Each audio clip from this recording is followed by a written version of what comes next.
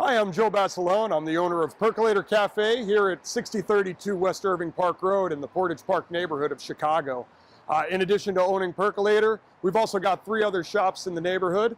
Sputnik Books and Records to my right here is a book and record store that we opened about a year after we opened the cafe. Gave us the opportunity to add a little bit more to the neighborhood and also have a few extra seats for our customers in the back. In addition, about 3 years before we opened Perkolator, we opened Thrift and Thrive, which is a resale shop and a vintage store located at 6025 West Irving Park Road. We've been there for 7 years now. My wife and I started out with the goal of just providing a nice place for the neighborhood to come together, sort of like a trading post, get rid of stuff that they didn't want and maybe find a few things to take home. And then a year ago, also down the block from Thrift and Thrive, we opened Charlie Noble, which is a chef-driven gourmet sandwich shop, also right here in the heart of the Portage Park, Irving, Austin Business District. Let me take you for a walk inside. So here we are inside of Perkolator Cafe my wife and I built 4 years ago with the intention of making it the cornerstone of the neighborhood. It's pretty amazing to see that 4 years later, organically that's kind of taken shape. When we first opened up, we only offered a few different types of drinks and a couple of different sandwiches, but over the years our menu has grown extensively. We have a full food menu where breakfast is really our specialty.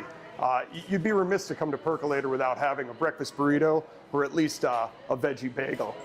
In addition to that, we've also got some great fresh baked pastries, baked in-house locally at 4 different bakeries, all local to the northwest side and delivered fresh every single day.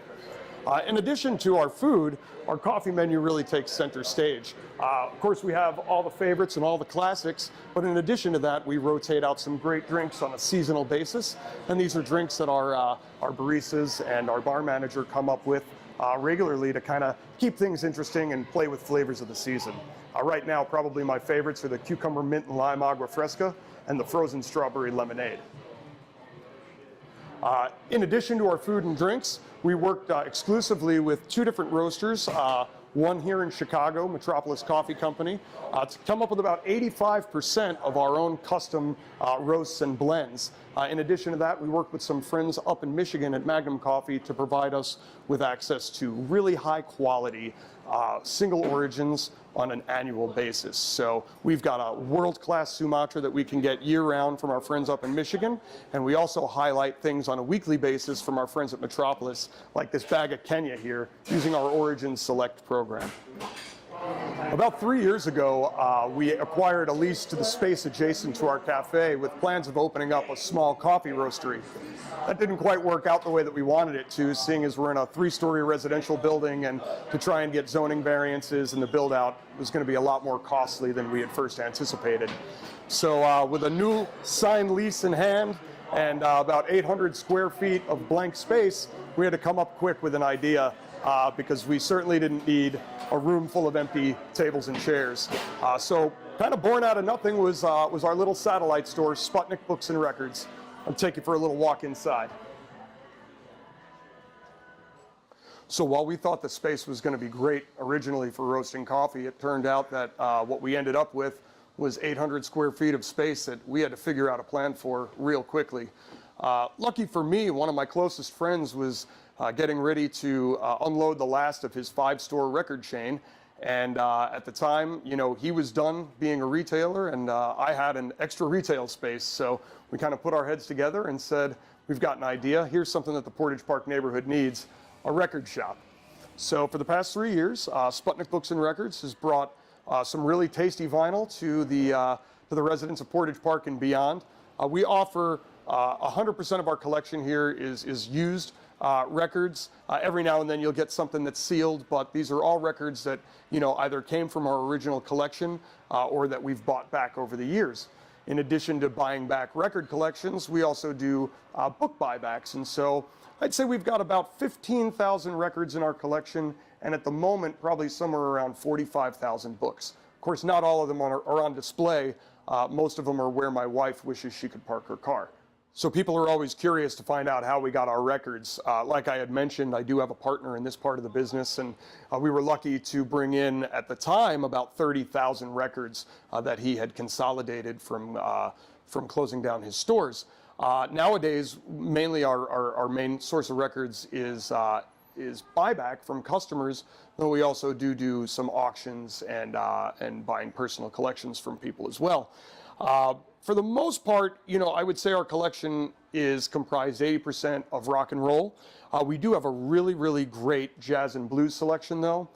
Some awesome world music and some oddities, as we like to call them, just some weird stuff that somehow found its way to vinyl.